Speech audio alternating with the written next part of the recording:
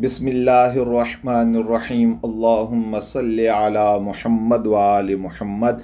नाज़रीन, फ़िक़्ह के 4 इमामों में से आज हम आपको इमाम अहमद बिन हम्बल रज़ियल्लाहु ताला अन्हु आपका मज़ार शरीफ दिखा रहे हैं, जो बगदाद शहर में है।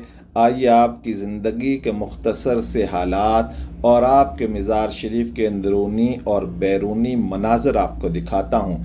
ये फ़िक़्ह के इमामों में से इमाम अहमद बिन हम्बल रज़ियल्लाहु ताला अन्हु है।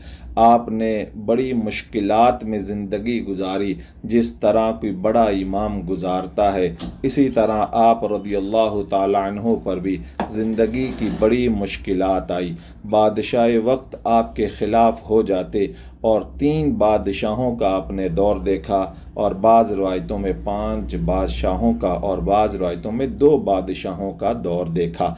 आप रज़ियल्लाहु ताला अन्हु पर बड़ी ही मुश्किलात आई और पूरी ज़िंदगी अल्लाह तबारक व तआला ने आपको साबित कदम रखा। अल्लाह और उसके रसूल के रास्ते पर बड़े साबित कदम रहे। बादशाहों ने बड़ा ज़ोर लगाया, लेकिन आप रज़ियल्लाहु ताला अन्हु ने अल्लाह और उसके रसूल के रास्ते को ना छोड़ा। बड़े बड़े जुल्म हुए। आज भी अगर आपका दरबार शरीफ देखें तो बहुत ही छोटी जगह पर आपका दरबार शरीफ और साथ ही मस्जिद है। मस्जिद और दरबार शरीफ का कुल अहाता जो है वो तकरीबन 3 या 4 मरले पर मुश्तमिल है। ये देखें, 4 सफ़ों वाली मस्जिद और साथ ही ये दीवार, और दीवार के बिल्कुल साथ आप रज़ियल्लाहु ताला अन्हु का दरबार शरीफ है।